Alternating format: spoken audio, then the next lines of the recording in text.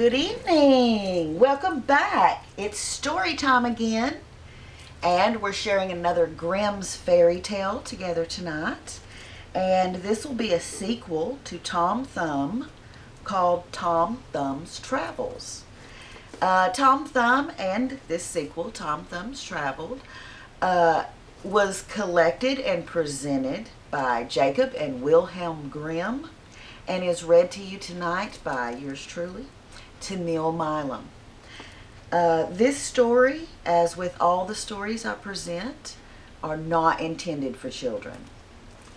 So, Tom Thumb's Travels. Just one moment.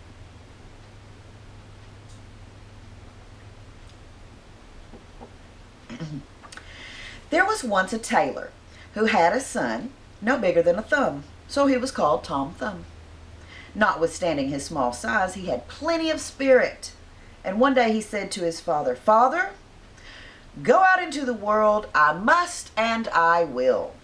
"Very well, my son," said the old man, and taking a long darning needle, he put a knob of sealing wax on the end, saying, "Here is a sword to take with you on your journey." Now the little tailor wanted to have one more meal first, and so he trotted into the kitchen to see what sort of farewell feast his mother had cooked for him. It was all ready, and the dish was standing on the hearth. Then he said to her, "Mother, what is the fare today?" "You can see for yourself," said the mother. Then Tom Thumb ran to the hearth and peeped into the dish. But as he stretched his neck too far over it, the steam caught him and carried him up the chimney. For a time he floated with the steam about in the air, but at last he sank down to the ground. Then the little tailor found himself out in the wide world, and he wandered about, and finally engaged himself to a master tailor, but the food was not good enough for him. "Mistress," said Tom Thumb, "if you do not give us better victuals, I shall go out early in the morning and write with a piece of chalk on the house door, 'Plenty of potatoes to eat, but little meat. So goodbye, Mr. Potato.'" "What are you after, Grasshopper?" said the mistress, and growing angry she seized a piece of rag to beat him with, but he crept underneath her thimble, and then he peeped at her, and he stuck his tongue out at her. She took up the thimble and would have seized him, but he hopped among the rags, and as the mistress turned them over to find him, he stepped into a crack in the table. "Hee hee, mistress," cried he, sticking out his head, and when she was just going to grasp him, he jumped into the table drawer. But in the end she caught him and drove him out of the house. So he wandered on until he came to a great wood, and there he met a gang of robbers that were going to rob the king's treasury. When they saw the little tailor, they thought to themselves, "Such a little fellow might easily creep through a keyhole and serve instead of a lockpick." "Hello," cried one, "you giant Goliath, will you come with us to the treasure chamber? You can slip in and then throw us out the money." Tom Thumb considered a little, but at last he consented, and he went with them to the treasure chamber. Then he looked all over the doors, above and below, but there was no crack to be seen. At last he found one broad enough to let him pass, and as he was getting through, when one of the sentinels that stood before the door saw him, and said to the other, "See what an ugly spider is crawling there? I shall put an end to him." "Let the poor creature alone," said the other. "It's done you no harm." So Tom Thumb got safely through the crack in the treasure chamber, and he opened the window beneath which the thieves were standing, and he threw out $1 after another. Just as he had well settled to the work, he heard the king coming to take a look at his treasure, and so Tom Thumb crept away. The king presently remarked that a good many dollars were wanting, but could not imagine how they could have been stolen, as the locks and bolts were in good order and everything seemed secure. And he went away saying to the two sentinels, "Keep good guard.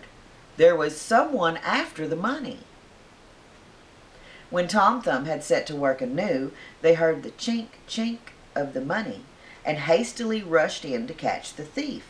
But the little tailor, as he heard them coming, was too quick for them, and hiding in a corner, he covered himself up with $1, so that nothing of him was to be seen.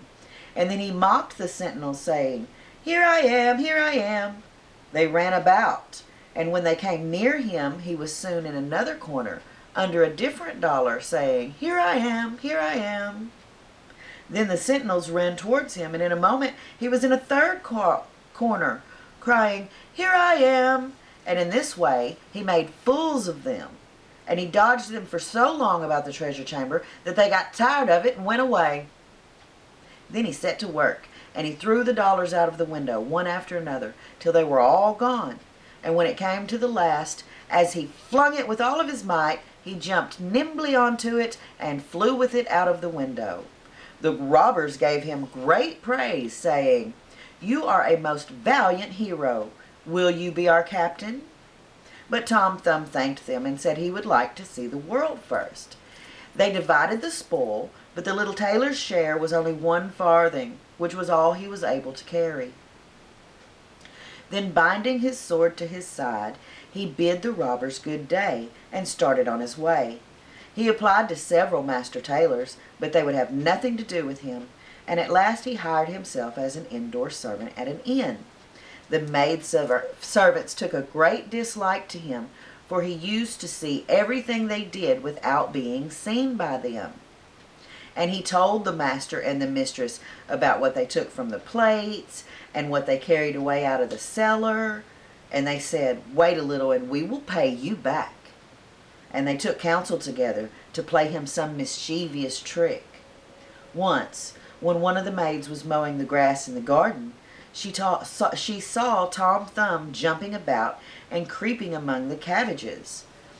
And she mowed him with the grass and tied it all together in a bundle and threw it to the cows. Among the cows was a big black one who swallowed him down without doing him any harm. But he did not like his lodging. It was so dark and there was no candle to be had. When the cow was being milked, he cried out, "Strip, strap, stroll, will the pail soon be full?" But he was not understood because of the noise of the milk. Presently the landlord came into the stable and said, "Tomorrow this cow is to be slaughtered."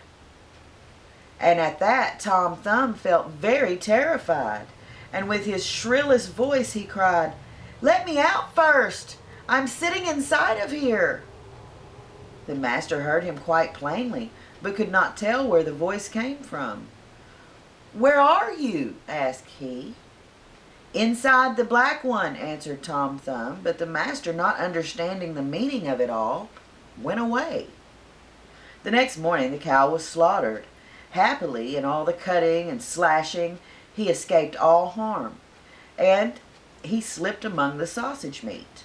When the butcher came near to set to work, he cried with all of his might, "Don't cut so deep, don't cut so deep, I am underneath." But for the sound of the butcher's knife, his voice was not heard. Now poor Tom Thumb was in great straits, and he had to jump nimbly out of the way of the knife. And finally he came through with a whole skin, but he could not quite get away, and he had to let himself remain with the lumps of fat to be put into a black pudding.